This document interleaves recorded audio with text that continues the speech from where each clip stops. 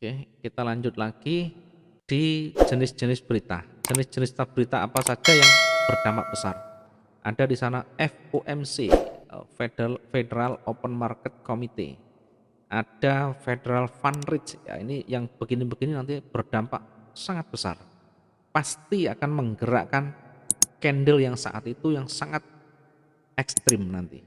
Kemudian ada macam-macam. Kita coba lihat berita-berita apa saja yang berdampak besar. Saya sudah siapkan data-data fundamental ini, sudah kita lakukan pengamatan cukup panjang. Ya, bahkan kalau sudah muncul berita begini, kita sudah di luar kepala. Artinya berita ini berdampak sekian, berita ini berdampak begini. Ini sudah terbiasa. Di awal-awal dulu sering digulung dengan berita-berita begini. Karena kita perhatian terhadap berita ini karena sangat mempengaruhi dari pergerakan, maka kita lakukan uji, kita lakukan penelitian dalam jangka waktu panjang, dampaknya seperti apa, kemudian pengaruhnya bagaimana, bergeraknya bagaimana. Yang pertama saya bahas dulu ada NFP, ini biasa ditunggu orang, biasa trader-trader dunia juga menunggu. NFP ini kepanjangan dari non-farm payroll, atau bahasa kalau di biasa yang disampaikan di kalender ekonomi itu bukan NFP tapi non-farm employment change, NFA, NFEC. Sama. Ini adalah data ekonomi yang dikeluarkan oleh Departemen Tenaga Kerja Amerika yang menghitung jumlah tenaga kerja aktif yang bekerja selama 1 bulan. Ya, ini mencakup semua bidang kecuali sektor industri pertanian karena non-farm employment change, semua industri kecuali pertanian. Dampaknya sangat besar. Ini saya menggunakan analisa di Euro USD lebih dari 200, bahkan terkadang bisa mencapai angka 500 pip. Ini kalau di emas bisa ribuan.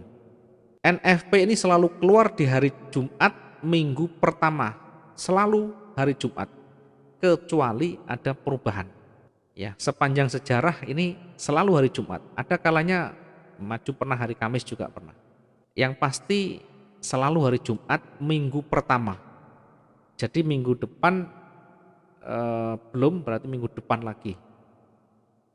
Kita lihat NFP ini kalau di kalender ekonomi di minggu pertama, Jumat pertama masuk saya. Oke, kita lihat untuk saat ini tanggal 25, berarti awal nanti pasti ada NFP namanya. Kita lihat harinya, Friday-nya hari tanggal 1, kemudian tanggal 1 masih di sana Friday-nya tanggal 8 ternyata. Kenapa tanggal 8? Padahal harusnya di minggu pertama karena satu banyak ada tahun baru atau tahun baru itu liburan. Biasa kalau tahun baru kemudian pas hari Jumatnya tanggal awal, maka dia digeser Jumat berikutnya. Ini tanggal 8, jadi Jumat tanggal 8 nanti ada NFP. Selalu NFP itu selalu satu paket. Jadi kalau saya berikan penjelasan, NFP itu selalu satu paket. NFP ada non-farm employment change, average hourly earning, unemployment rates, ini sama. Selalu begitu, ada 3. Selalu satu paket di dalam news yang nanti ditimbulkan. Nah, di sana ada average hourly earning sama, non-farm employment change, unemployment rate sama. Selalu ada 3, satu paket ini. Waktunya juga sekitar jam 20.30. Ada kalanya 19.30, ada kalanya 20.30. Ini sudah pasti jam-jam begitu. Tidak ada jam 2 siang, tidak ada. Tidak ada jam 1 siang, tidak ada. Selalu malam. Ya, nanti dampaknya akan muncul di jamnya ini, tanggalnya ini. Ini cukup besar, sehingga kalau ada news besar begini, hati-hati kalau kita tidak menguasai teknik, jangan masuk sebelum news dirilis. Atau kalau punya transaksi, pastikan setengah jam sebelumnya harus sudah clear, harus sudah steril. Ya, kecuali kita sudah terbiasa dengan memanfaatkan peluang di sana. Ya, di menit-menit terakhir yang seperti kita pernah sampaikan itu, menit-menit terakhir kurang 1 menit, 2 menit, kita bisa entry di sana untuk memanfaatkan pergerakan flash yang cepat itu untuk taking profit di sana. Jika tidak menguasai, maka gunakan sesudah rilis news. Ya, biasanya setelah 15 menit dia akan mulai tampak kelihatan kuatnya bagaimana. Ini adalah NFP. Ya, kemudian selanjutnya ada yang paling besar-besar ya, yang besar-besar kita ambil ada FOMC, Federal Open Market Committee. Ini tidak ada angka ya. Nanti di sana tidak ada angka, tidak ada data yang muncul di sana. FOMC tidak ada angka. Biasa ini satu paket dengan Federal Fund Rate atau laporan suku bunga. Ini di emas nanti sangat berpengaruh. Ya. Bisa ada kalanya waktu itu 6.000 satu candle. Satu candle bisa bergerak 6.000. Ini saya menggunakan Euro USD.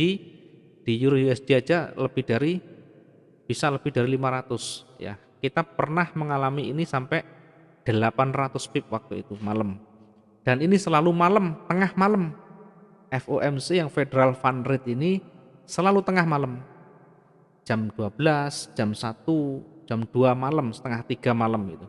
Ya, mungkin teman-teman yang biasa nonton bola ini tepat sekali ya, termasuk FOMC yang lain. Kemudian ada ini berpengaruh terhadap Eropa biasanya. Flash Manufacturing PMI ini adalah Eropa. Tapi tetap berdampak, tergantung kita manfaatkan. Kalau kita bisa manfaatkan momen, bisa manfaatkan peluang, bahkan di euro pun kita bisa taking profit di sana. Ada banyak, ada Consumer Price Index, perubahan laporan ekonomi yang mengukur perubahan harga barang dan jasa yang dibeli oleh para konsumen dan sebagainya. Nanti teman-teman yang belum mendapatkan bisa ajukan. Ini semua sudah saya kasih datanya, silakan dibaca. Ya, kalau ada materi minimal dibaca, jangan hanya diterima tapi tidak dibaca. Sehingga kalau ada kesulitan setidaknya ada referensi di sana. Kemudian bisa ditanyakan nanti kalau tidak memahami. Dan seterusnya banyak. Saya mengambil yang besar adalah NFP, FOMC, kemudian ini juga price index, retail sales ini juga lumayan. Ya, itu saja. Ini di berita khususnya. Jadi intinya ketika kita membaca kalender ekonomi, maka dilihat di situ dampaknya. Dampaknya high, jamnya berapa di sana, tanggalnya dilihat. Hati-hati ketika ada high impact ya. Apalagi di di berita-berita besar, termasuk tadi FOMC yang saya sampaikan tadi. Setidaknya hindari, kalau tidak mampu ya, kalau bisa memanfaatkan ya silakan dimanfaatkan dengan baik. Oke, ini adalah cara membaca kita di fundamental dengan membaca kalender ekonomi dunia yang disajikan melalui website forexfactory.com. Di website lain yang menyajikan kalender ekonomi juga sama atau hampir sama. Intinya ada jadwal kalender ekonomi di sana. Baik, itu adalah di fundamental materi yang kita sampaikan hari ini. Kemudian saya akan berikan ringkasan atau resume-nya. Selama kita belajar, apa yang kita peroleh, apa yang kita tarik kesimpulan di sana. Biar teman-teman juga nanti minimal ada gambaran ketika mau mendalami trading, ketika mau fokus di trading, biar tidak gagal paham, biar tidak salah arah. Yang pertama, tentukan mindset dulu kita, atau luruskan mindset kita dulu. Mindset kemarin adalah bagaimana kita fokus pada proses, ya, bukan oriented pada profit saja, tapi fokuslah pada proses untuk pematangan, proses untuk pemahaman secara menyeluruh, sehingga kita betul-betul sudah mumpuni atau mahir di luar kepala, baik itu kedisiplinan, baik itu nanti mengatur di manajemennya. Kemudian nomor satu, setelah mindset diluruskan, baru kita tentukan trading plan atau rencana tradingnya. Rencana trading kemarin kita sudah bahas panjang lebar, saya akan berikan gambaran dulu. Saya berikan resume-nya. Yang pertama, persiapkan money management dan risk management. Money management gunakan modal 2% dari modal, artinya gunakan lot 2% modal paling aman. Kemudian resikonya batasi 5-20%, sudah paling gampang. Tetapi menentukan resiko kemarin kita menggunakan titik support dan resisten dikasih jarak antara support dan resistennya. Kemudian setelah kita memahami risk management, memahami bagaimana lot kita tentukan, bagaimana kita nanti gunakan lotnya, maka selanjutnya kita harus paham teknikal. Kita paham teknikal. Oke, sekarang saya tarik dari atas dulu biar nanti kelihatan ya. Kita tadi di trading plan. Ya, trading plan. Yang pertama sudah ada money management, risk management, kemudian teknikal.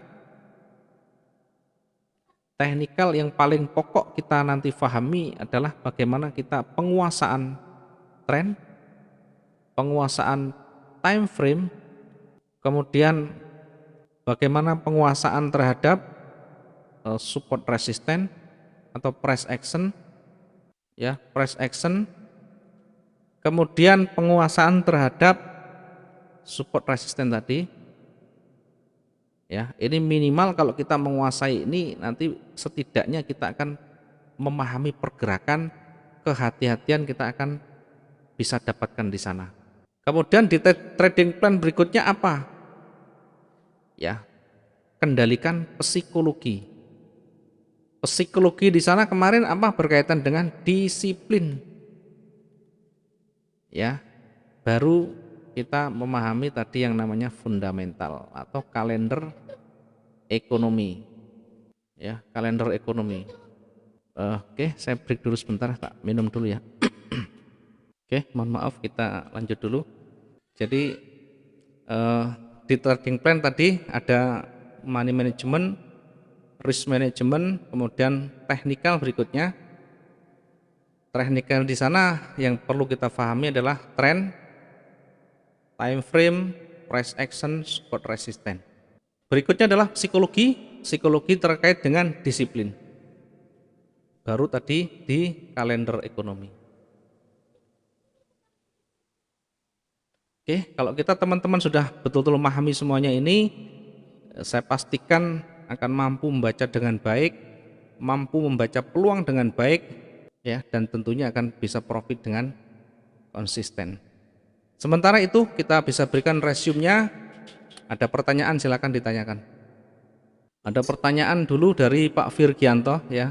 Ini apakah news tentang euro juga berdampak terhadap XAU? Sedikit banyak berdampak. Karena di sana ada unsur USD-nya. Tetapi tidak selalu. Biasanya kalau euro USD-nya naik kuat, maka XAU juga naik tapi belum tentu kuat. Artinya ada pengaruh tapi tidak terlalu banyak. Bisa saja berbalik arah dan sebagainya. Ya, kalau pengaruhnya terhadap euro, kalau pengaruhnya terhadap USD pasti ikut bergerak di sana. Oke, ada lagi pertanyaan? Pak, bisa di-share ininya Pak, apa namanya yang list tentang Oke, apa namanya nanti news saya itu kirim. tadi, economic news Nanti saya kirim di grup. saya kirim Itu aja, nanti Pak. di grup boleh, di Oke. pribadi boleh nanti. Saya kirim semuanya nanti. Oke, terima kasih Pak. Itu aja. Ya, oke, yang lain Selamat mungkin. malam Pak Wijaya. Selamat malam, silakan Pak. Terkait mungkin ini bisa disimulasikan nggak sih Pak? Misalkan di candle itu dan ketika ada news itu seperti apa? Kalau memang nanti bisa ada news itu kan tadi Pak Wijaya bilang,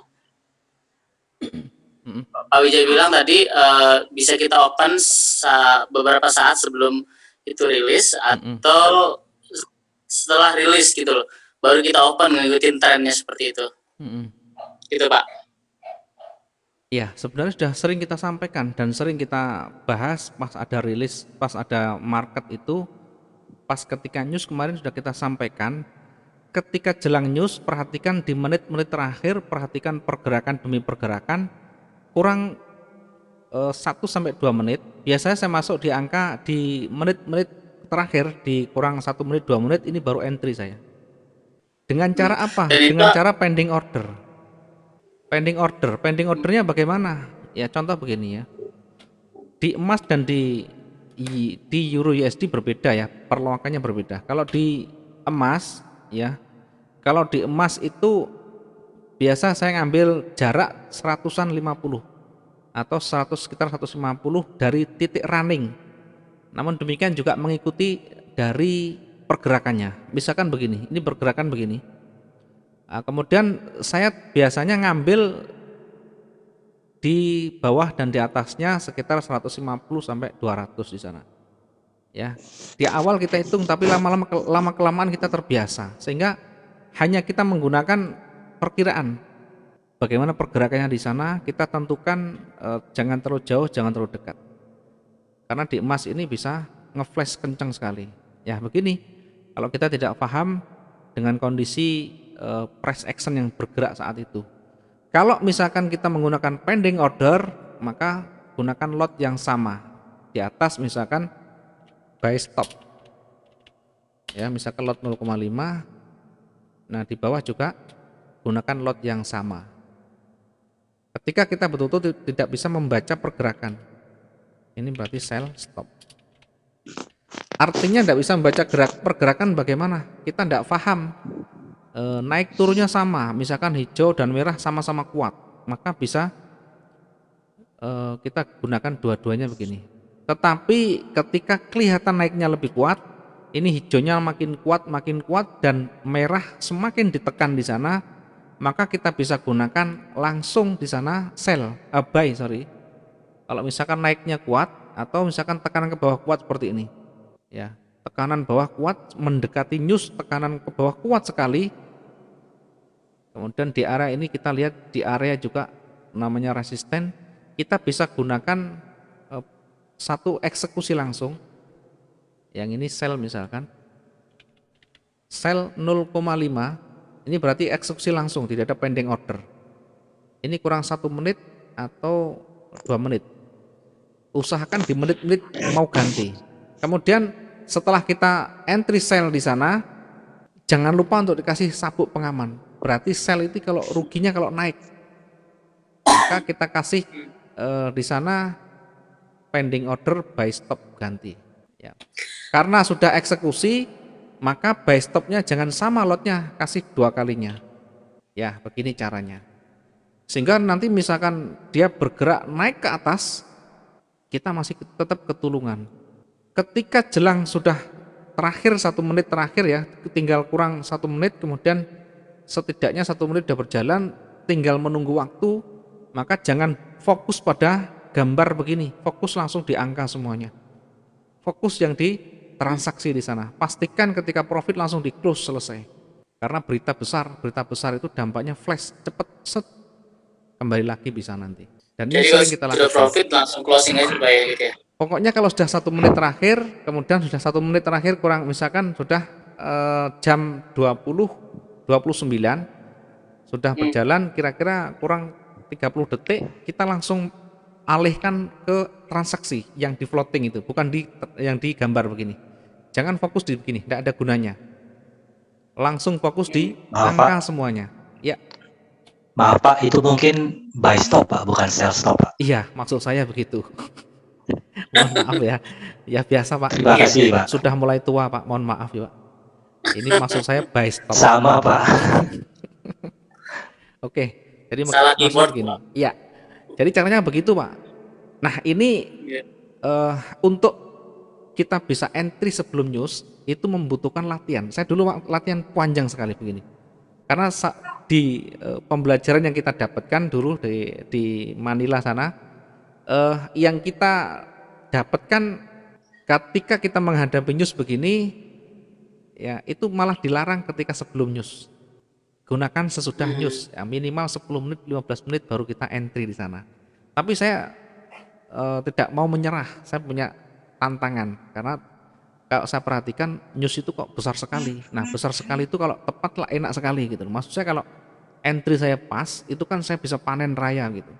Dan Iya. ketika itu kita lakukan penelitian lama, kita uji, betul-betul luar biasa. Mungkin teman-teman dulu yang ada news begini selalu ngumpul di base camp dulu. Kalau di sore jam setengah 8 malam, setengah 9 itu masih standby semuanya.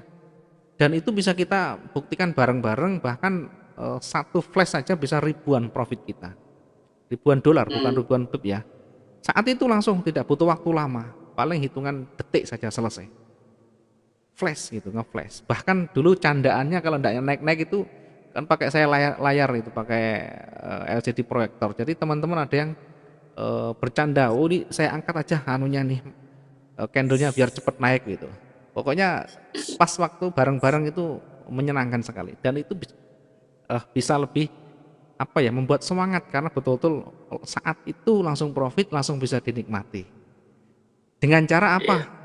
Yang di awal itu monitoring yang lama, 30 menit sebelumnya itu sudah monitoring, kemudian kita lakukan pengamatan candle-candle yang bergerak itu, baik di M15 kita dalami semuanya, pergerakannya mau mengarah kemana, gerak demi geraknya mau mengarah kemana, kita bisa gunakan dua alternatif tadi. Yang pertama bisa dengan langsung eksekusi, yang kedua jika bingung gunakan pending order semuanya. Itu saja. Kalau di sesudah market justru malah saya malah jadi agak menunggu agak lumayan karena membutuhkan titik stabil di sana. Karena ngeri kalau sesudah market itu ngeri kalau tidak stabil. Bisa nanti panjang ke atas, setelah diikuti ternyata kembali ke bawah yang luar biasa. Dan itu bisa membuat kita menjadi terkatung-katung di sana nanti. Baik, ada lagi pertanyaan? Baik Pak, terima kasih Pak. Ya, sama-sama. Ada lagi yang mau disampaikan? Ini apa ini? Ada pertanyaan lagi?